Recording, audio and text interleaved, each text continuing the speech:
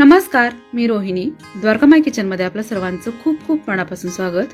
आज आपण बनवणार आहोत मऊ लुसलुशीत स्पंजी आणि पांढऱ्या शुभ्र अशा इडल्या. या मस्त अशा इडल्या तयार करण्यासाठी कुठला तांदूळ वापरायचा, पीठ कसं फर्मेंट करायचं, या सर्व टिप्स मी तुमच्यासोबत शेअर करणार आहे. आणि त्यासोबत या पिठापासून डोसे आणि उत्तप्पे देखील आपण करणार आहोत. त्यामुळे हा व्हिडिओ शेवटपर्यंत नक्की बघा, तुम्हाला नक्कीच आवडेल. आता सुरुवात करूया की आपण इडलीचे तांदूळ घेत असताना ते कुठले घ्यायचे. तर इडलीचे तांदूळ घेत असताना जाड तांदूळ घ्यायचे आणि जुने तांदूळ जेवढे असतील तेवढे चांगले. इंद्रायणी आणि बासमती तांदूळ सोडून तुम्ही दुसरे कुठले तांदूळ घेऊ शकता. इथे मी हे रेशनिंगचे तांदूळ घेतलेले आहेत आणि मी या ग्लासाने 3 ग्लास तांदूळ घेतलेले आहेत. ज्या भांड्याने आपण तांदूळ मोजून घेतलेले त्याच भांड्याने आपल्याला बाकीचं साहित्य मोजून घ्यायचंय. त्याच्यामुळे एकच प्रमाण घ्यायचं, म्हणजे ज्या वाटीने आपण तांदूळ मोजलेले किंवा ग्लासाने मोजलेले तेच ग्लास किंवा वाटी घेऊन आपल्याला बाकीचे साहित्य घ्यायचंय. तर इथे मी 3 ग्लास तांदूळ घेतलेले आहेत आणि त्याच ग्लासाने अर्धा ग्लास मी इथे उडदाची डाळ घेतलेली आहे आणि त्याच ग्लासाने अर्धा ग्लास मी साबुदाणे घेतलेले आहेत. म्हणजे 3 ग्लास तांदूळ, अर्धा ग्लास उडदाची डाळ आणि अर्धा ग्लास साबुदाणे असं प्रमाण आहे. आणि इथे घेणार आहोत आपण आता 1 चमचा मेथी दाणे. इथे मी छोटा चमचा मेथी दाणे घेतलेले आहेत. मेथी दाणे अवश्य टाका इडली बनवताना. मेथी दाणे टाकल्यामुळे इडलीचं पीठ फर्मेंट व्हायला मदत होते. आता सर्वात पहिले आपण तांदूळ धुवून घेऊया. तांदूळ धुत असताना हे 3 ते 4 पाण्याने स्वच्छ होईपर्यंत तांदूळ धुवून घ्यायचे. इथे आपण हे रेशनिंगचे तांदूळ घेतलेले आहेत आणि रेशनिंगचे तांदूळ थोडेसे काळसर असतात, याला जास्त पावडर असते, त्याच्यामुळे हे स्वच्छ धुवावे लागतात. इथे मी हे 3 ते 4 पाण्याने स्वच्छ तांदूळ धुवून घेतलेले आहेत. आता हे तांदूळ साईडला ठेवूया आणि आपण डाळ धुवून घेऊया. इथे डाळ धुवत असताना फक्त एकदाच पाणी टाकून धुवून घ्यायचे, याला जास्त धुवायची नाही, कारण का याच्यातला चिकटपणा कमी झाला तर मग आपलं पीठ फर्मेंट होत नाही व्यवस्थित. त्याच्यामुळे डाळ जास्त धुवायची नाही, फक्त एकाच पाण्याने याला धुवून घ्यायची. हे बघा, एकदा हे पाणी काढून टाकलेले आणि हे आपण डाळ साईडला ठेवून देऊया आणि आपण साबुदाणे भिजून घेऊया. आता इथे मी साबुदाण्यामध्ये पण थोडंसं पाणी टाकून ते काढून टाकलेलं आहे आणि आता आपल्याला हे भिजत ठेवायचंय. त्यासाठी आता आपण डाळ, तांदूळ आणि साबुदाण्यामध्ये पाणी टाकून घेऊया.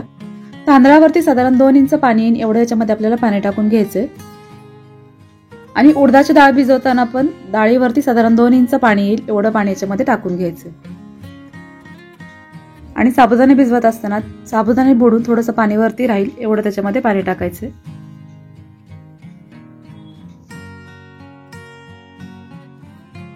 आता या सर्व भांड्यांवरती झाकण ठेवून हे आपण 4 ते 5 तास भिजवून घेणार आहोत. आता 2:30 वाजता मी सर्व साहित्य धुवून भिजायला ठेवलेले आणि आपण हे संध्याकाळी वाटून घेणार आहोत. आणि इथे बघा 4 ते 5 तास झालं मी डाळ, तांदूळ, साबुदाणे भिजायला ठेवले होते आणि छान भिजले गेलेले. म्हणजे मी 2:30 वाजता डाळ, तांदूळ भिजायला ठेवले होते आणि आता वाजलेले आहेत 7. तर आता आपण हे वाटून घेणार आहोत. वाटून घ्यायच्या अगोदर आपल्याला डाळ आणि तांदळामधलं पाणी पूर्णपणे काढून टाकायचंय, पण तांदळामधलं जे पाणी ते पूर्णपणे आपल्याला फेकून द्यायचंय. आणि डाळीमधलं पाणी आपल्याला फेकून न देता एका वाटीमध्ये काढायचंय, कारण का हेच पाणी आपण डाळ, तांदूळ वाटत असताना वापरणार आहोत. डाळीमधलं पाणी अजिबात फेकून द्यायचं नाही, त्याच्यामुळेच आपलं पीठ फर्मेंट व्हायला मदत होते. आता डाळीमधलं पाणी मी एका वाटीमध्ये काढून घेतलेलं आहे. आता मिक्सरचं भांडं घेऊन सर्वात पहिले आपण डाळ वाटून घेऊया. पहिल्यांदा डाळच वाटून घ्यायची, कारण का ते भांड्याला चिकटली जाते, निघत नाही. त्याच्यामुळे सर्वात पहिले डाळ वाटून घ्यायची आणि नंतर मग तांदूळ वाटायचे, म्हणजे ते सर्व डाळ चिकटलेली निघून जाते. आता इथे सर्व मी डाळ मिक्सरच्या भांड्यामध्ये टाकलेली आहे. तुम्ही वाटल्यास 2 बॅचेसमध्ये ही डाळ वाटू शकता. आता मिक्सरच्या भांड्याला झाकण लावून ही डाळ आपल्याला एकदम बारीक वाटून घ्यायची. वाटत असताना मिक्सर थोडंसं चालू बंद करत करत ही डाळ वाटून घ्यायची. आता डाळ वाटत असताना मी थोडंसं याच्यामध्ये पाणी टाकून घेते आणि परत त्याला बारीक करून घेणार आहे.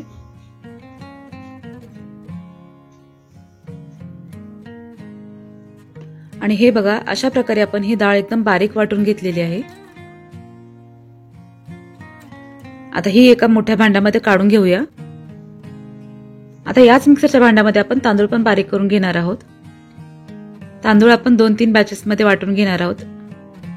आणि तांदूळ वाटत असताना जास्त पाणी टाकायचं नाही, अगदी थोडंसं पाणी टाकून तांदूळ वाटून घ्यायचे.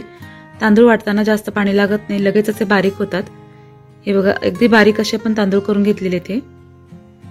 डाळ, तांदूळ वाटत असताना एकदम बारीक करून घ्यायचे, अजिबात मोठे ठेवायचे नाही. आणि ज्या भांड्यामध्ये आपण डाळ काढून घेतली होती त्याच भांड्यामध्ये तांदूळ वाटलेले पण काढून घेतलेले. आणि जे शेवटचे बॅच असते तांदूळ वाटण्याची त्याच्यामध्ये आपण साबुदाणे टाकून ते वाटून घेणार आहोत. आणि जे उरलेलं आपण डाळीचं पाणी होतं ते पण याच्यामध्ये टाकून घेऊया. जास्त असेल तर जास्त टाकू नका, जेवढं लागेल तेवढंच पाणी इथे टाकायचं आहे. आणि हे पण आपण बारीक वाटून घेतलेलं आहे बघा अशा प्रकारे.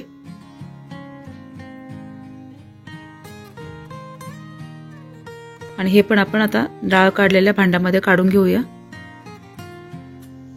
आता हे वाटलेलं डाळ तांदूळ साबुदाण्याचं मिश्रण आपल्याला व्यवस्थित असं फेटून घ्यायचंय. हाताने किंवा चमच्याने तुम्ही याला फेटून घेऊ शकता. फक्त 5 ते 6 मिनिट तरी हे बॅटर फेटलं गेलं पाहिजे, एवढं बॅटर फेटून घ्यायचंय. जसं जसं बॅटर फेटलं जाईल तसं ते हलकं व्हायला लागतं आणि याच्यामुळेच आपली इडली स्पंजी होते. त्याच्यामुळे ही स्टेप स्किप करू नका. हे बघा 5 ते 6 मिनिट आपण हे बॅटर फेटून घेतलेलं आहे. आणि यात आपण झाकून रात्रभर ठेवून देणार आहोत. आता थंडीचे दिवस आहेत, बॅटर व्यवस्थित फर्मेंट होत नाही, त्याच्यासाठी एक जुगाड करणार आहोत. इथे घेतलेले मी एक शॉल, जाड टॉवेल किंवा शॉल घेऊ शकता. याच्यामध्ये भांडं आपल्याला व्यवस्थित असं झाकून ठेवून द्यायचंय. याच्यामुळे भांड्याला ऊब लागते आणि बॅटर व्यवस्थित फर्मेंट होतं. त्याच्यामुळे आपण हा जुगाड केलेला आहे. आणि हे भांडं आपण रात्रभर असंच ठेवून देणार आहोत. आता रात्रभर हे भांडं मी असंच ठेवलं होतं आणि दुसऱ्या दिवशी सकाळी बघा हे बॅटर व्यवस्थित फर्मेंट झालं की नाही ते बघूया.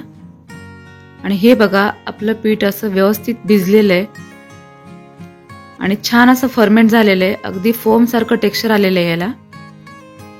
आणि असंच इडलीचं पीठ पाहिजे आपल्याला. इथे ज्या मी टिप्स सांगितलेल्या आहेत त्या सर्व टिप्स जर तुम्ही फॉलो करून इथे इडलीचं पीठ भिजवलं तर हे असं इडलीचं पीठ भिजलं जातं आणि इडल्या छान होतात. आता जेवढ्या पिठाच्या आपल्याला इडल्या करायच्या तेवढं पीठ साईडला ठेवायचं आणि त्याच्यामध्ये मीठ टाकून घ्यायचं. ज्या पिठाच्या तुम्हाला इडल्या करायच्या नाहीयेत त्याच्यामध्ये मीठ न टाकता ते फ्रीजमध्ये ठेवून द्यायचं.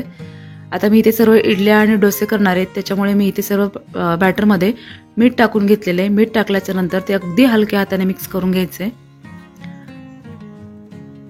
आणि इथे तुम्ही बघू शकत असाल की किती छान असं पीठ झालेलं आहे.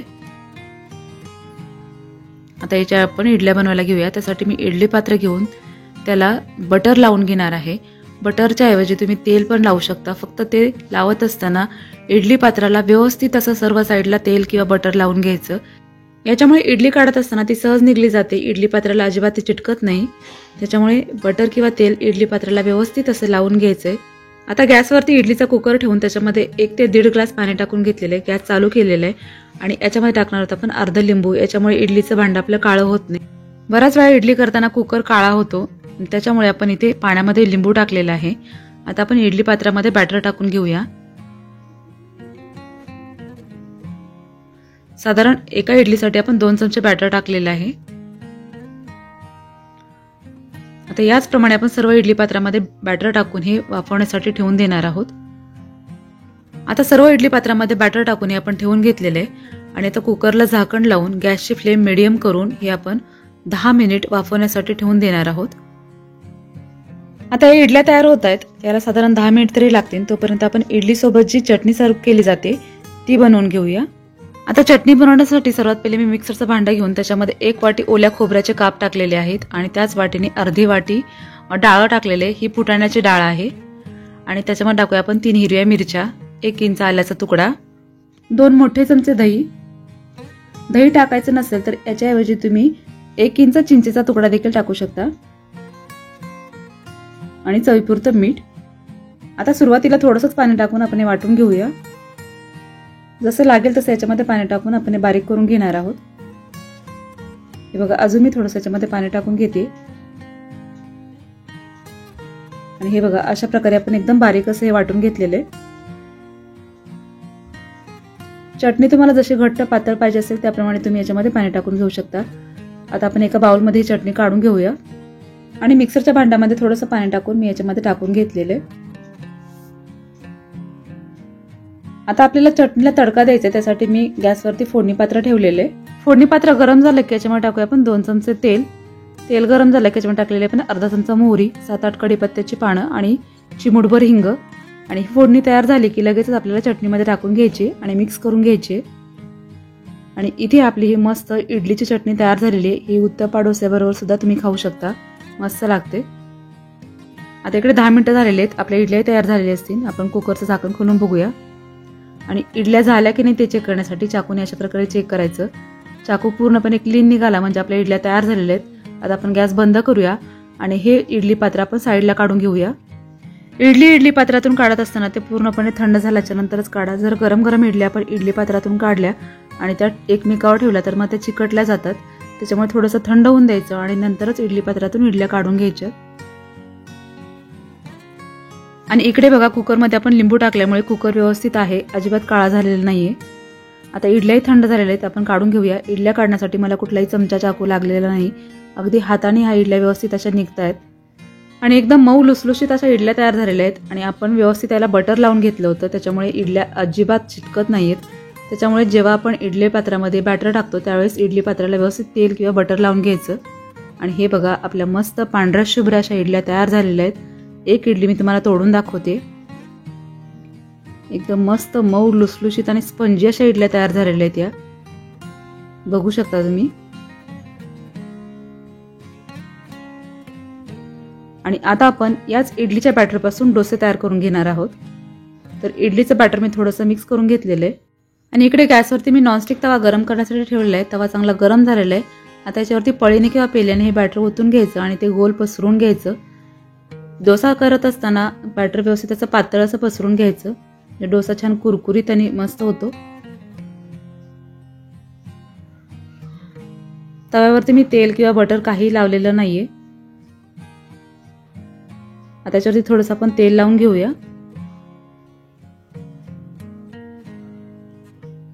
आणि इथे बघा आपला डोसा छान भाजला गेलेला आहे. आता आपण काढून घेऊया. आणि अगदी सहज असा डोसा तव्यावरून निघलेला आहे आणि मस्त कुरकुरीत डोसा तयार झालेला आहे इथे. आता याच बॅटरपासून आपण उत्तप्पा देखील तयार करून घेणार आहोत. त्यासाठी मी तवा थोडासा पुसून घेते आणि त्याच्यावरती टाकणार आहोत आपण एक पळी बॅटर किंवा पेल्याने टाकलं तरी चालेल. आणि ते थोडंसं पसरून घ्यायचं. उत्तप्पा थोडासा जाडच करणार आहे. याच्यावरती टाकणार आहोत आपण बारीक चिरलेला कांदा, बारीक चिरलेला टोमॅटो, बारीक चिरलेली हिरवी मिरची, बारीक चिरलेली कोथिंबीर. याच्याऐवजी तुम्हाला ज्या भाज्या आवडतात त्या तुम्ही इथे टाकू शकता किंवा याच्यावरती चीज देखील किसून टाकू शकता, ते देखील मस्त लागतं. आणि थोडंसं वरती मीठ टाकून घेतलेलं आहे, म्हणजे कांदा टोमॅटो मिरचीला ते लागलं जातं आणि छान लागतं खाताना. आता उत्तप्पा एक साईडने भाजून झाला की थोडंसं याच्यावरती तेल टाकून घेऊया आणि पसरून घेऊन नंतर ते दुसऱ्या साईडने उलटून उत्तप्पा भाजून घ्यायचंय. आणि मस्त उत्तप्पा झालेला आहे बघा, किती मस्त कलर आलेला आहे याला पण. आणि हे दुसऱ्या साईडने पण आपण भाजून घेतलेले आहे. आणि आता आपण काढून घेऊया. अशा प्रकारे आपला हा उत्तप्पा देखील मस्त तयार झालेला आहे. तर एकाच बॅटरपासून आपण इडली तयार केलेली आहे, डोसे तयार केलेले आहे, उत्तप्पा तयार केलेला आहे आणि तेही खूप मस्त झालेले आहेत तिन्ही पण पदार्थ. तर आजच्या व्हिडिओमध्ये सांगितलेल्या टिप्स फॉलो करून ही इडलीची रेसिपी तुम्ही नक्की करून बघा. आणि रेसिपी केल्याच्या नंतर ती कशी झाली ते नक्की कमेंट करून सांगायला देखील विसरू नका. आजची इडलीची रेसिपी तुम्हाला आवडली असेल तर लाईक करा, शेअर करा, चॅनलला सबस्क्राईब करून पुढे असलेलं बेल आयकॉन क्लिक करा. धन्यवाद.